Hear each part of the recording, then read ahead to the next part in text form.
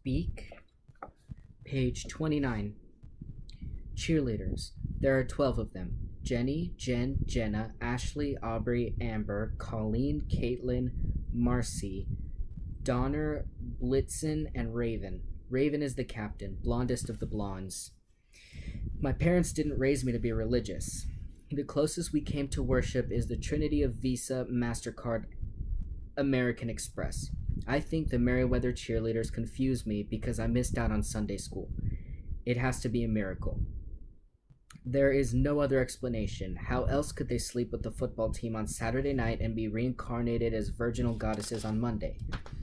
It's as if they operate in two realities simultaneously. In one universe, they are gorgeous, straight-teethed, long-legged, wrapped in designer fashions, and given sports cars on their 16th birthdays. Teachers smile at them and grade them on the curve.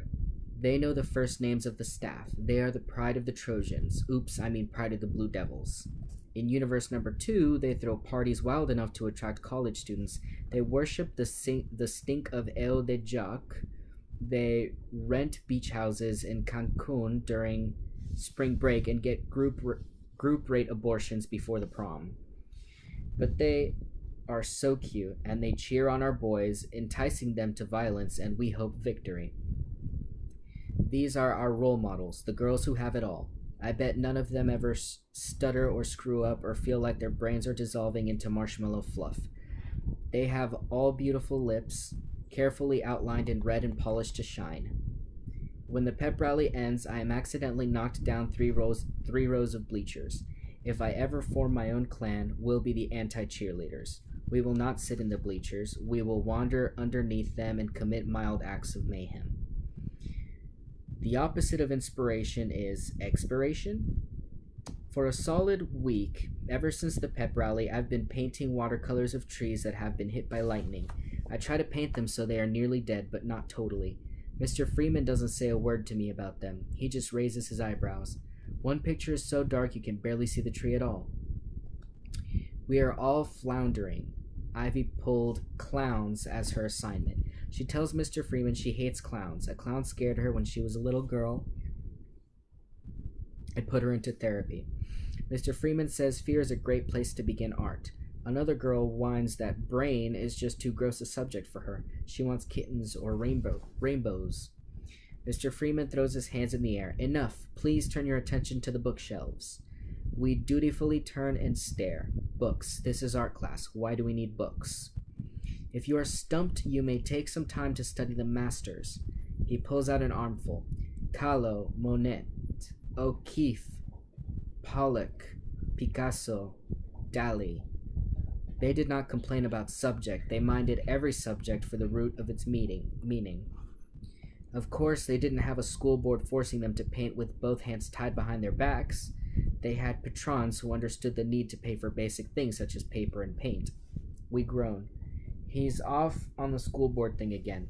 The school board has cut his supply budget, telling him to make do with the stuff left over from last year.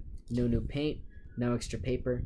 He'll rant for the rest of the period, 43 minutes. The room is warm, filled with sun and paint and fumes. 3 kids fall dead asleep, eye twitches, snores, and everything. I stay awake. I take out a page of notebook paper and a pen and doodle a tree, my second grade version. Hopeless. I crumple it into a ball and take out another sheet. How hard could it be to put a tree on a piece of paper? 2 vertical lines for the trunk, maybe some thick branches, a bunch of thinner branches, and plenty of leaves to hide the mistakes. I draw a horizontal line for the ground and a daisy popping up next to the tree. Somehow I don't think Mr. Freeman's going to find much emotion in it. I don't find any. He started out as such a cool teacher. Is he going to make us thrash around with this ridiculous assignment without helping us? Acting. We get a day off for Columbus Day. I go to Heather's house. I wanted to sleep in, but Heather really wanted me to come over. There's nothing on television anyway. Heather's mom acts very excited to see me.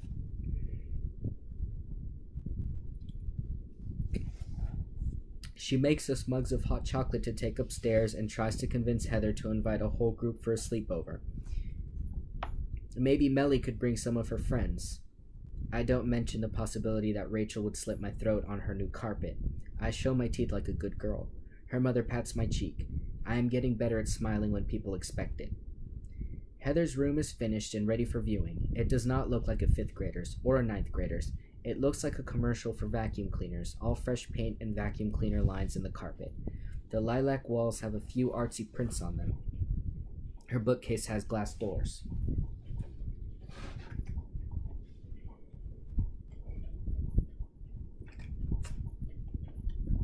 She has a television and a phone, and her homework is neatly laid out on her desk. Her closet is open just a tad. I open it farther with my foot. All her clothes wait patiently on hangers, organized by type, skirts together, pants hanging by their cuffs, her sweaters stacked in a plastic bag on shelves. The room screams Heather. Why can't I figure out how to do that? Not that I want my room to scream Heather. That would be too creepy, but a little whisper of Melinda would be nice. I sit on the floor flipping through her CDs. Heather paints her nails on her desk blotter and blathers. She is determined to sign up for the musical. The Music Wingers are a hard clan to break into. Heather doesn't have talent or connections. I tell her she's wasting her time to even think about it. She thinks we should try out together. I think she has been breathing too much hairspray. My job is to nod or shake my head, to say, I know what you mean when I don't, and that's so unfair what it isn't. The music would be easy for me. I am a good actor. I have a whole range of smiles. I use the shy, look up through the bang smile for staff members, and the crinkly-eyed smile for a quick shake of my head if a teacher asks me for an answer. If my parents want to know how school went, I flash my eyebrows upward and shrug my shoulders. When people point at me or whisper as I walk past, I wave to imaginary friends down the hall and hurry to meet them. If I drop out of high school, I could be a mime. Heather asks why I don't think they would let us in the musical. I sip my hot chocolate. It burns the roof of my mouth.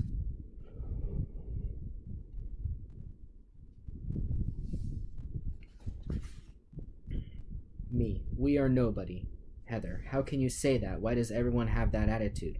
I don't understand any of this. If we want to be in the musical, then they should let us. We could stand on stage or something if they don't like our singing. It's not fair. I hate high school. She pushes her books to the floor and knocks the green nail polish on the sand-colored carpet. Why is it so hard to make friends here? Is there something in the water? In my old school, I could have gone out for the musical and worked on the newspaper and chaired the car wash. Here, people don't even know I exist. I get squished in the hall and I don't belong anywhere and nobody cares. And you're no help. You're so negative and you never try anything. You just mope around like you don't care that people talk about you behind your back. She flops on her bed and bursts into sobs, big boo-hoos, with little squeals of frustration when she punches her teddy bear. I don't know what to do. I try to soak up the nail polish, but I make the stain bigger. It looks like algae. Heather wipes her nose on the bear's placid scarf, plain scarf. I slip out to the bathroom and come back with another box of tissues and a bottle of nail polish remover. Heather, I'm so sorry, Melly. I can't believe I said those things to you. It's PMS. Don't pay any attention to me. You have been so sweet to me. You are the only person I can trust. She blows her nose loudly and wipes her eyes on her sleeve. Look at you. You're just like my mom, she says. She says, no crying, just get on with your life. I know what we'll do. First, we'll work our way into a good group. We'll make them like us. By next year, the Music Wingers will be begging us to be in the musical. It is the most hopeless idea I've ever heard, but I nod and pour the remover on the carpet. It lightens the polish to a bright vomit green and bleaches the carpet surrounding it. When Heather sees what I've done, she's burst into tears again, sobbing that it isn't my fault. My stomach is killing me. Her room isn't big enough for this much emotion. I leave without saying goodbye.